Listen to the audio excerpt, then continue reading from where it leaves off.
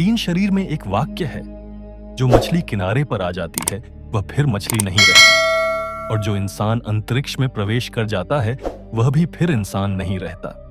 और यह फिल्म इस वाक्य का पूर्ण अर्थ में प्रदर्शन करती है। यह फिल्म एलियन से भी अधिक ठंडी, भयावह और अंतरिक्ष की क्लॉस्ट्रोफोबिक घुटन को दर्शाती है। कहानी की शुरुआत में केम अचानक गहरी नींद से चौंक कर जाग जाता है। तेज असहजता उसकी घबराहट को बढ़ा देती है। घबराहट में वह तुरंत अपना ऑक्सीजन मास्क उतार देता है और कांपते हुए बाहर की ओर देखता है, पर गहरे अंतरिक्ष में उसकी चीख कोई नहीं सुन सकता। वह जिस अंतरिक्षयान में है उसका नाम है एक्सटेसी। यह जहाज मूल रूप से मानव जाति की आखिरी उम्मीद था। दुनिया में जनसंख्या विस्फोट बढ़ रहा था। देश संसाधनों के लिए लगातार आपसी संघर्ष में फंस रहे थे। तभी मनुष्यों ने एक रहने योग्य ग्रह स्टैंडी तारा की खोज की। इसलिए 60,000 लोगों को पहले बैच के प्रवासी के रूप में एक्सटेसी पर भेजा गया। इस यात्रा का अनुमानित समय था 123 वर्ष। ज्यादातर लोग यह यात्रा नींद के कैप्सूल में पूरी करने वाले थे, लेकिन सिर्फ 8 साल बाद मुख्यालय से एक भयानक समाचार आया। मानव युद्ध चरम पर पहुंच गया था और पृथ्वी नष्ट हो चुकी थी। एक्सटेसी पर मौजूद लोग मानव जाति के आखिरी जीवित बचे हुए थे। अब उनके पास वापसी का कोई रास्ता नहीं था। लेकिन इस समय केम को इसके बारे में कुछ भी पता नहीं था, क्योंकि लंबे गहरे स्तर की नींद के कारण मनुष्य की कुछ यादें खो जाती हैं, जिन्हें लौटने में समय लगता है। तभी पास के एक नींद कक्ष में तेज कंपन हुआ और उसके साथ वाला अधिकारी पेटन भी जाग गया। उसकी भी यादों का एक हिस्सा गायब था। स्पष्ट था कि एक्सटेसी में बड़ा हादसा हो चुका था। दोनों ने तय किया कि पहले कंट्रोल रूम में जाकर स्थिति देखें और कोशिश करें कि बिजली की आपूर्ति बहाल हो जाए। लेकिन केबिन के दरवाजे पर दिखे खरोंचों के तेज निशान उनकी बेचैनी को और बढ़ा देते हैं। उन्होंने ऑपरेशन पैनल को रीस्टार्ट किया तो कंट्रोल रूम की बिजली का एक हिस्सा लौट आया। वे राहत की सांस ही ले रहे थे कि वेंटिलेशन पाइप से अजीब आवाज आने लगी। सच्चाई जानने के लिए केम वेंटिलेशन पाइप में घुस गया। आपस में उलझी मोटी नलियों ने रास्ता संकरा कर दिया था, पर इसी दौरान उसकी कुछ यादें लौटने लगीं। सचमुच बिजली बहाल करनी है तो रिएक्टर कोर को रीस्टार्ट करना होगा। जैसे जैसे वह गहराई में गया, नलियां और घनी होने लगीं। कुछ तो उसके शरीर में फंस गईं, जिससे उसकी सांसें रुकने लगीं। वह जितना छूटने की कोशिश करता उतना ज्यादा फंसता जा रहा था। उसके माथे पर मोटे पसीने की बूंदें आने लगीं। अचानक उसे कुछ गड़बड़ महसूस हुई। एक फिसलन भरी ढलान ने उसे नीचे खींच लिया। बड़ी मुश्किल से उसने ग्लो स्टिक जलाई और सामने की तस्वीर ने उसकी रूह जमा दी। उसके ठीक सामने एक डरावनी सूखी लाश पड़ी थी। लगता था यह बदकिस्मत आदमी भी वेंटिलेशन सिस्टम से बाहर निकलने की कोशिश में यहीं फंसकर मर गया था। केम ने जोर लगाकर लॉक खोल दिया और नीचे की पाइप के अंतिम सिरे पर गिर पड़ा। वह कुछ समझ पाता उससे पहले ही सामने के अंधेरे में एक भयानक जोड़ी आंखें चमक उठी। अचानक एक महिला उस पर तेजी से झपटी। केम संभल भी नहीं पाया और उसकी गर्दन पर चाकू टिकने ही वाला था। एक तेज उग्र चबाने की आवाज उस औरत की हरकत को तुरंत रोक देती है। वह औरत पलक झपकते ही गायब हो जाती है। कैम को लगता है हालात बहुत बिगड़ चुके हैं। वह तुरंत भागकर एक पालतू केज वाले कमरे में छिप जाता है। आसपास धीरे धीरे सन्नाटा छा जाता है। वह जैसे ही राहत की सांस लेने वाला था, एक काला साया उसके सामने से झटके से गुजरता है। कैम ने डरते डरते सिर बाहर निकाला तो देखा कि एक सफेद सी त्वचा वाला, चेहरा भयानक और विकृत मनुष्य जैसा राक्षस हाथ में लंबा भाला लिए मानो किसी को ढूंढ रहा था। कैम ने पास की एक पाइप में घुसकर छिपना चाहा, लेकिन तभी उसके संचार यंत्र में अचानक पेटन की आवाज आ गई। वह बेचैनी से कैम की स्थिति पूछ रहा था, पर इस आवाज ने कैम को और बड़े खतरे में डाल दिया। वह राक्षस आवाज सुनकर उसकी ओर दौड़ पड़ा। लंबे भाले से तेजी से मारने लगा। खुशकिस्मती से पहले मिली वह सूखी लाश राक्षस का ध्यान खींच लेती है और कैम मौत के मुंह से बच जाता है। उसे नहीं पता यह राक्षस कहां से आया, लेकिन एक बात साफ थी, ये इंसानों का शिकार कर रहे थे। इस तनाव और डर के बीच उसकी यादों का एक और हिस्सा लौट आता है। उसे अपनी प्रिय पत्नी की याद आती है। इसलिए वह समझ जाता है कि उसे रिएक्टर कोर को जरूर रीस्टार्ट करना होगा। ताकि जहाज दोबारा चलने लगे और वह पता लगा सके कि उसकी पत्नी इस जहाज पर है या नहीं। लेकिन इसी समय पेटन में एक अजीब लक्षण उभरने लगे। पहले तो उसके हाथ कांपने लगे, फिर उसे भ्रम और वहम होने लगा और अंत में उसे पागलपन घेरने लगा।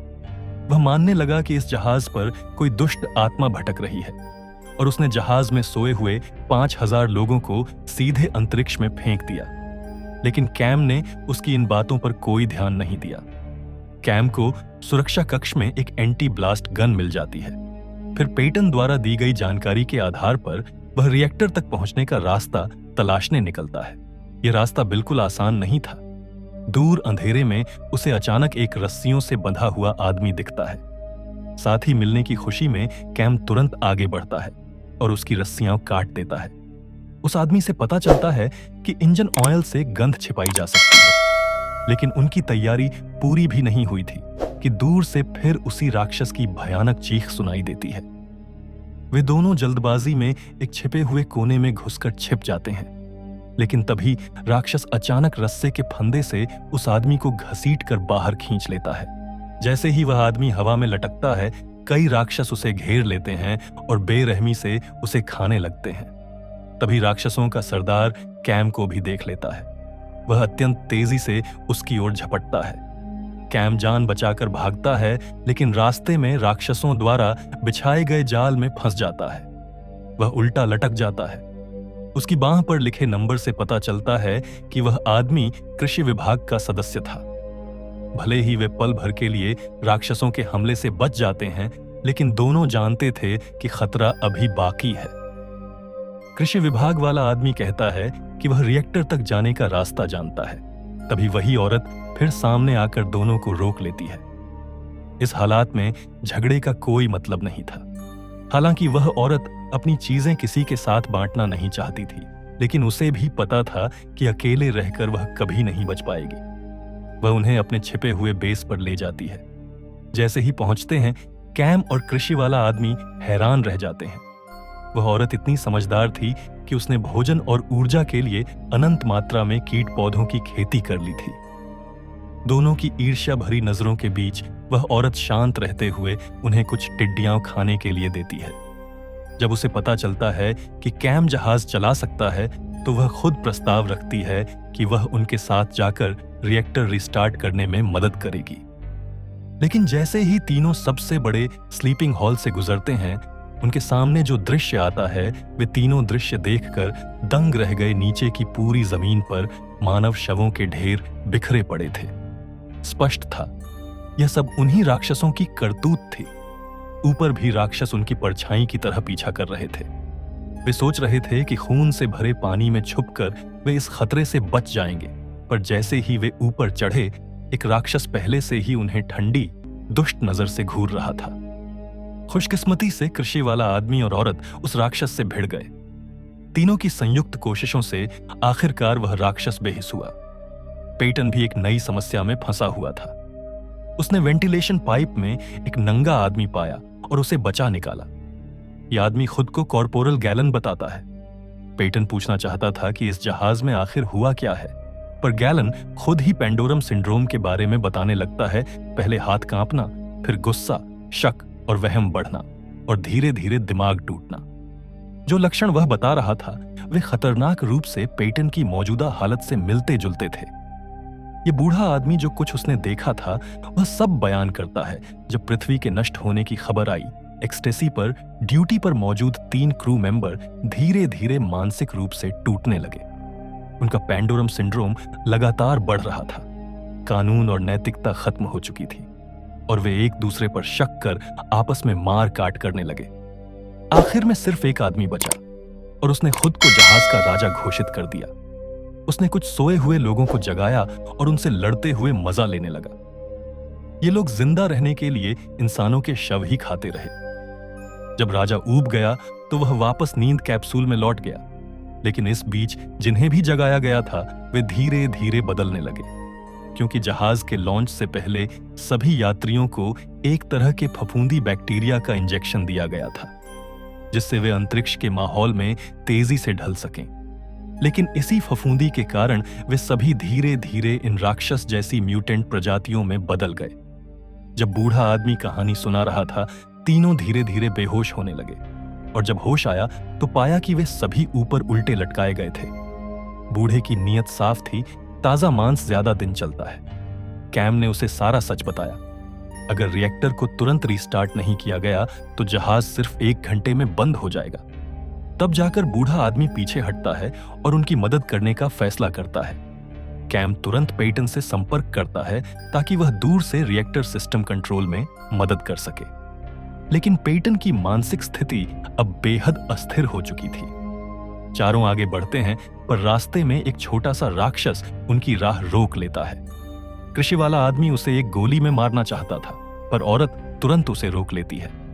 वह छोटा राक्षस मौके का फायदा उठाता है और भागते हुए तेज चीखें निकालता है जिससे और राक्षस इकट्ठा हो सकें। चारों को रास्ता बदलना पड़ता है।